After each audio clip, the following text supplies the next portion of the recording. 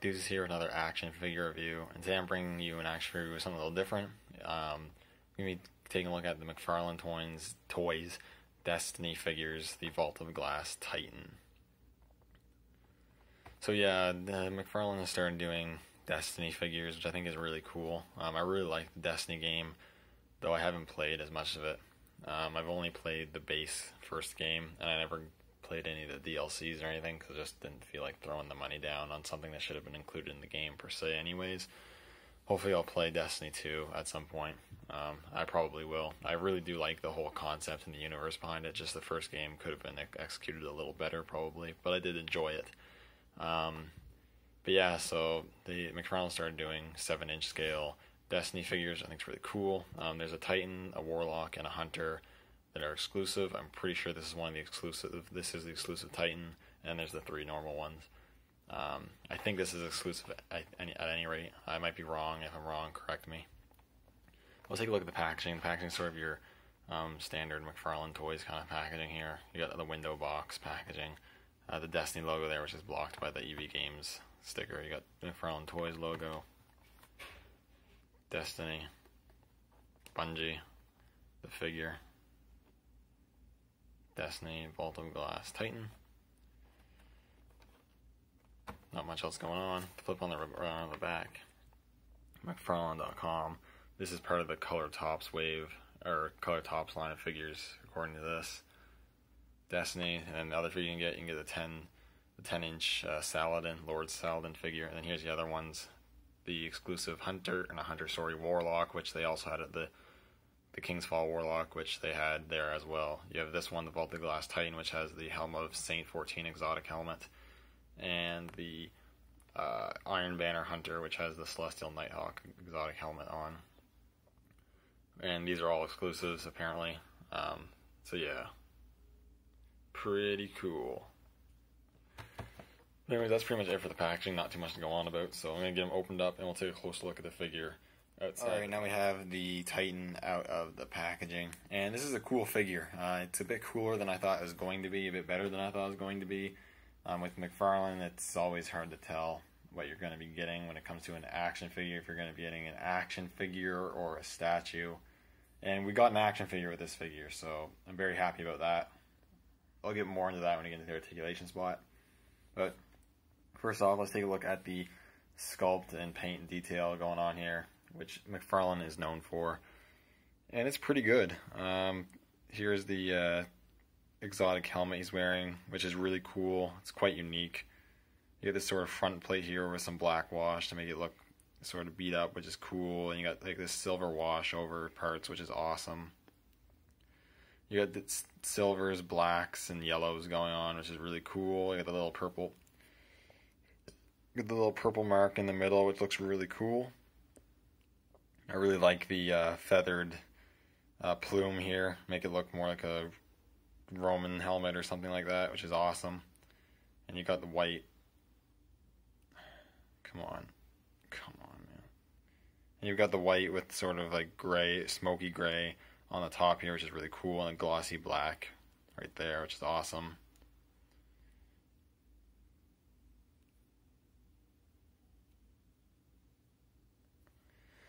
And the rest of the figure, you have like this more gunmetal-y, silvery gray for the armor. You got some silver paint apps, some black paint apps, some yellow paint apps, which is really cool. Got a little tube sculpted on there. On the back here, you have a hole which can have the weapons pegs to store weapons on his back. He only has the one hole on his back, I do believe. I don't think he has any holes on his hips or anything. There's the undersuit there, which is sculpted really nicely and painted in a matte black. You got the yellow on the gauntlets, which looks really cool. Hands look good. I do kind of wish they sculpted them with trigger fingers, though.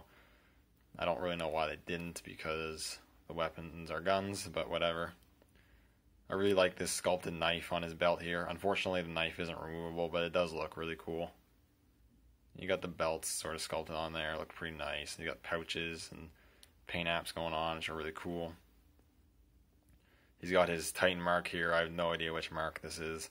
Out of all the classes, the Titan was the one I played the least. before I kind of stopped playing, but it's pretty cool. It's blue. It's got some white paint apps with some really nice sculpted detail.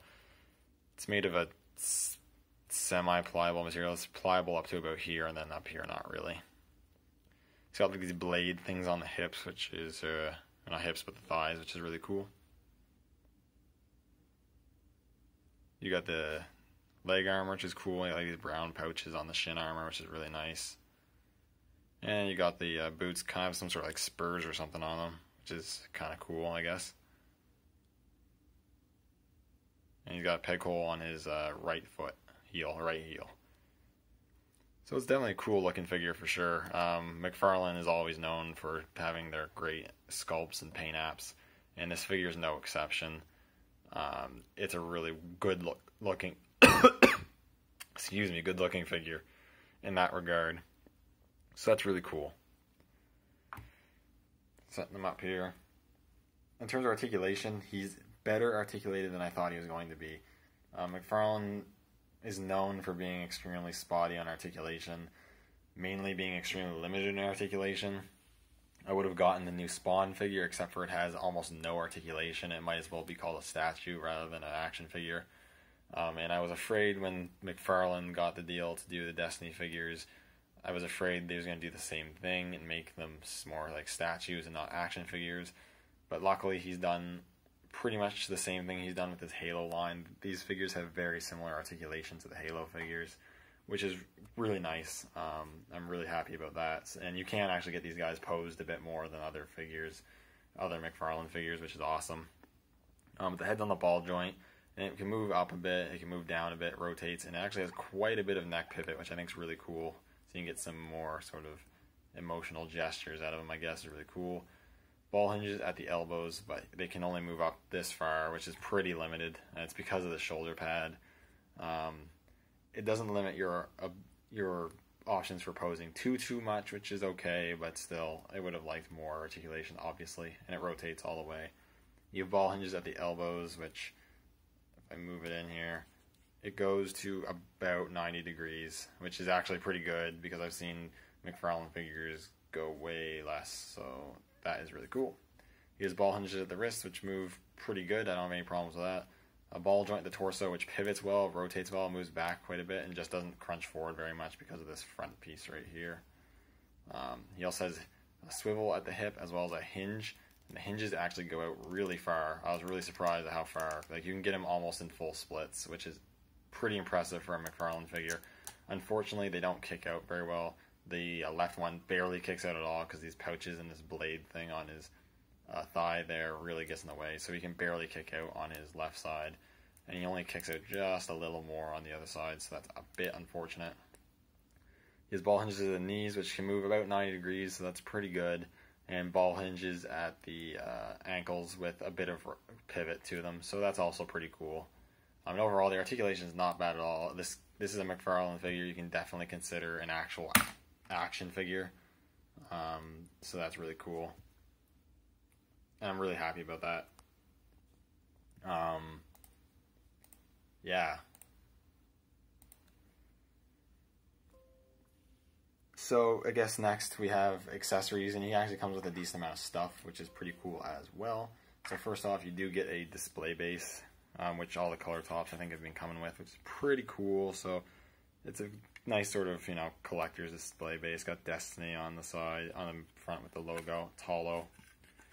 And it's got actually some nice sculpted detail on the ground. It looks like got some cracks and stuff and whatnot. I think that looks pretty cool. And it's got the one peg, so you can peg the figure on it, and it looks pretty good on it. It's good for you. It's good if you just kind of want to display your figure just kind of standing there. So that's cool. I'll just take them off that for now. So you get that, which is great. You get the Ghost, which is advertised on the box for some reason as some special thing. It's really small. It's going to be hard to show it, but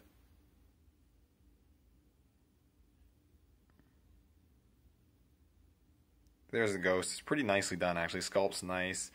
He's painted in orange with some dark blue paint apps and light blue paint apps in for the eye thingy, and some silver paint apps look pretty good. Not much you can do with them. I'm assuming you probably, if you wanted to, you probably could get the figure to hold it. Haven't actually tried. But usually in the game, these things are just, if you haven't played it before, they kind of float around you and whatnot. So it would have been nice if they gave you sort of a clear display base thingy to plug into so the figure could hold it and it could look like he's hovering in your hand. That would be cool, but it's still cool you get the ghost at all, so that's cool. And it also comes with 2 weapons. It comes with this, I think it's an auto rifle. I'm not familiar with this auto rifle at all.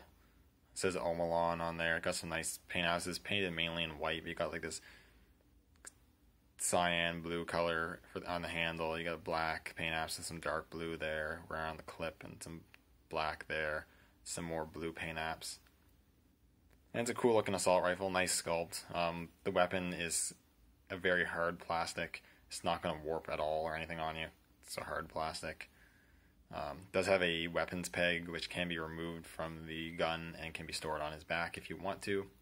It's not too hard to get him to hold this gun. It can be a little bit of a challenge to get a two-handed grip because while he does have articulation, it's still a bit limited, and because of the bulkiness of the armor, it can be hard to get him to hold these weapons.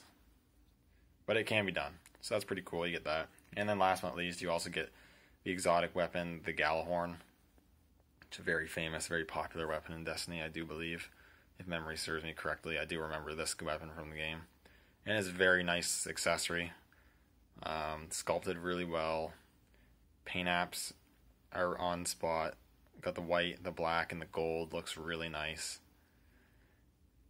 Again, it's a very hard material, very hard plastic, so it's not going to warp on you, but you're going to want to be careful because you do have this small little handle in the front, and because it's a hard plastic, this could have a tendency to break, snap off, so you're going to want to be careful about the handle, about putting it in his hands.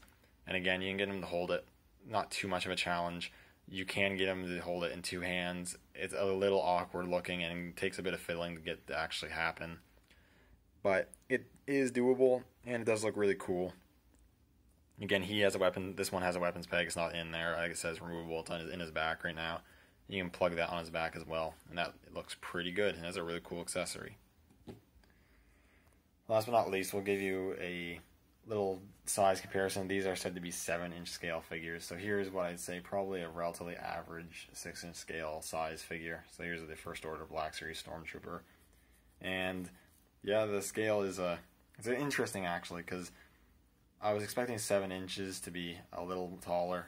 Maybe it's not that much taller, but if you look at it, if you wanted to, you really could get these Destiny figures to work in a 6-inch scale display if you wanted to, because the height difference isn't too bad. You could just give the argument that the Titan's just a little bit of a taller character, and you're pretty much golden. Scale's not too far off if you had that desire for whatever reason to have your Destiny figure mingling with 6-inch figures. But overall, it's actually a really cool figure. It surprised me. It's better than I thought it was going to be. If you're a Mcfarlane figure collector, and I think if you're a Destiny fan and you're a collector, I 100% recommend picking these guys up, especially this one. But I haven't got the other ones yet. Hoping to get the Hunter at some point. It's been difficult to find. For some reason, the Hunter has been the hardest one to find. The Titans and the Warlocks have been the easiest.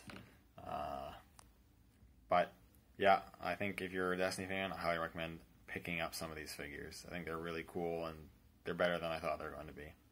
Anyways, thank you guys so much for watching, and I'll see you all in the next one.